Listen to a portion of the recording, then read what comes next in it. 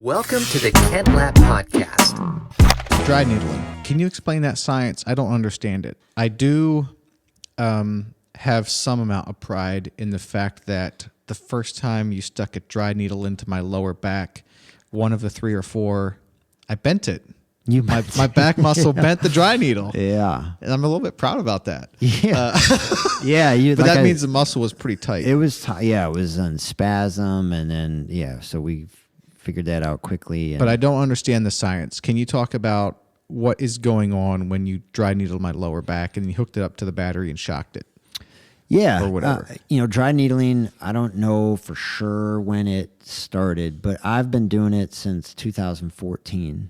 That was the first year that the state of Tennessee made it legal for chiropractors to do it. So I've been doing it since then, and I find it to be an extremely useful tool for all different types of conditions and all different areas of the body.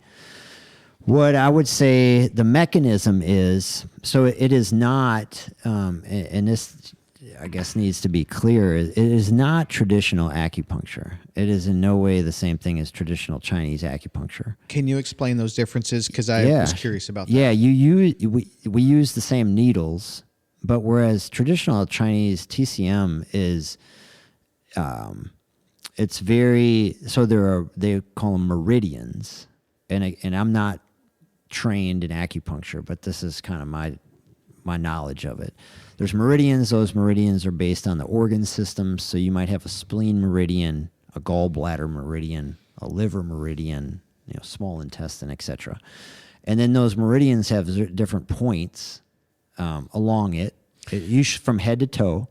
And a meridian is basically a long stretch of muscle or tissue. Yeah, I mean, if you look at a traditional Chinese acupuncture chart, you'll see like a line, like of some going through the body. And that's called a meridian? Yeah, and that's kind of demarcating the meridian. And then along that meridian, there are certain points. Like you might have acupuncture point, 57, or like I've seen it connotated in different ways, or you might have spleen point 3, something like that. So then the idea, though, is to put in the needle and allow the qi, which is a term for energy, to free flowly, through the body and to get through sort of that stagnant place. Whereas functional dry needling is more, I like to term it as it's just more musculoskeletally based. So there's not necessarily like a predetermined point that I might, or a certain sort of placement of the needles based on a thing, like a symptom. It's more, okay, I know that this tissue is not moving right, or I know it's hypertonic, it's too tight, or I know you have swelling around this joint. I'm going to put needles in this tissue in this way. And the goal is really to elicit what's called a local twitch response. And so there's some areas like your trapezius muscle up by your neck, or your hamstring, or your adductor, something like that. Whereas oftentimes you can just put the needle in and you'll get the twitch. And then if you start kind of pistoning the needle a little bit, you'll get a little bit more twitch. I'll do that. And then if I don't get what I want, like sometimes around the spine especially, I'll hook the stem up to it like you and I did. And that's where I can get, send an electrical current through the needles, which is penetrating those tissues to get that twitch response or that contraction. So you want the twitch because that means you're affecting the muscle in a way that you want to be. Yeah. Okay. It depends on, again, kind of what your objective is. If you want to decrease inflammation, or if you want to help restore normal tonus to the muscle, like if it's in spasm, or if you just want to provide a signal to the body, like, hey, this area brings some goods here. You're providing a signal the body starts infiltrating that area with blood, and of course with that comes oxygen and different proteins and Oh wow, that's different cell fascinating. types that perform different functions. Yeah, Huh. I mean it is a great thing. I'm so happy I know how to do it, and being able to serve people with it, because Yeah, I mean, you tried needling my back, I think maybe 2 times. It was the only experience I had with that, and I do remember the needles coming out kind of like butter. Yeah. The one I know, it didn't go in like butter. No. It was like, it was That's kinda right. like, So that made would me be an jerky, example of decreasing that, or restoring like a normal tone okay. to the muscle. So But- we had put a needle into your low back, Mm-hmm. went through layers. So erector spinae, and then you got the next layer and the next layer. So it depends on the length of the needle used, but you're going to get down to like 3-4 layers of tissue, including the fascia in between. So, yeah, we put that needle in and it was stubborn, but then after several minutes of that input through the current, then when I disconnected that, like you said, the needle just came out smooth like butter. And that's a pretty good indication that the muscle relaxed. I see. Yeah. How deep were they? Those, Into my back? Yeah, and I would say those were, I use 7. Those are like 3-inch. Just depends on the size of the person. Well, they're 3-inch needles, but they weren't in my back 3 inches, right? Nah, not all the way. No.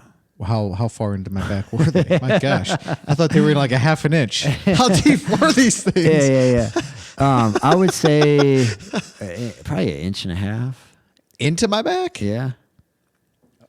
Oh wow. Yeah, I mean, if Dude, you were 1.5 inches. if you were That is like, in if say there. you were thicker, or you had more adipose, fat kind of around that midsection, I would have definitely used longer needles. But you can, again, it kind of depends on what you're trying to do, what you're going for. But you can actually put the needle in and get down to the spine. Well, I was going to ask you about that. I figured if you hit the spine, it's a very, very bad thing. But when you say No. get down to the spine, Well, yeah, and what I mean, yeah, that's a great. I'm glad you say that, because it's important to clarify. You're not going to, if you know what you're doing, you're going to stay lateral to.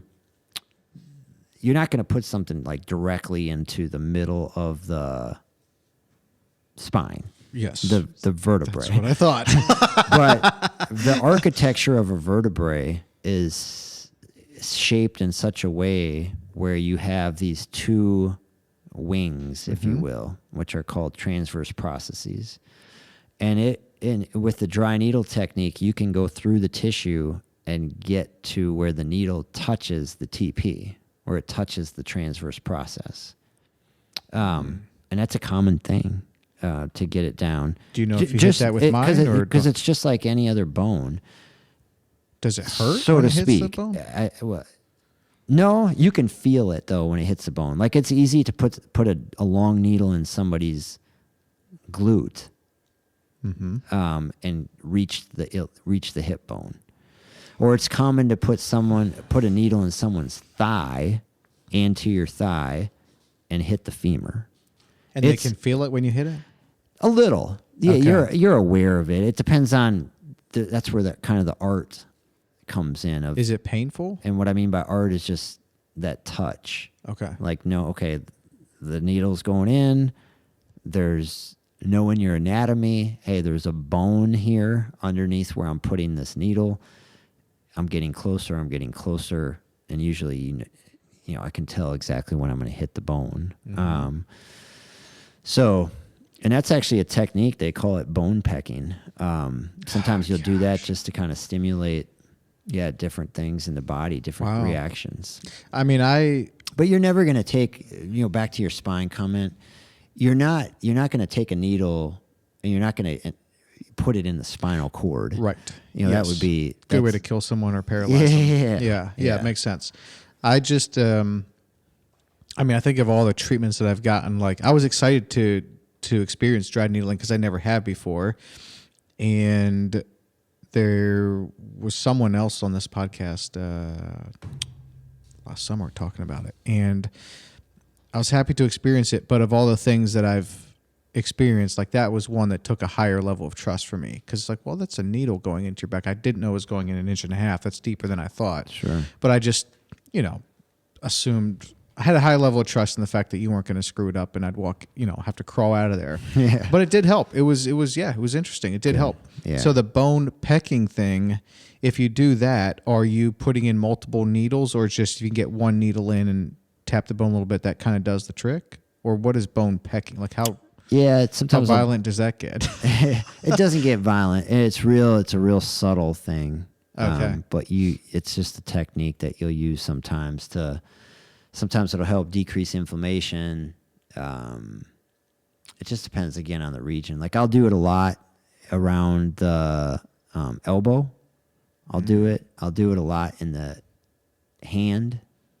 Like if someone has a repetitive strain injury, let's say I'm going after like that proximal metacarpal phalangeal joint, like the big joint of your thumb. A lot of times I like to kind of peck that a little bit, and it just stimulates, different reaction in the body. So, wow. I sincerely hope I never have to experience any of that. The bone pecking. I'm getting queasy just talking about it. Let's change the subject.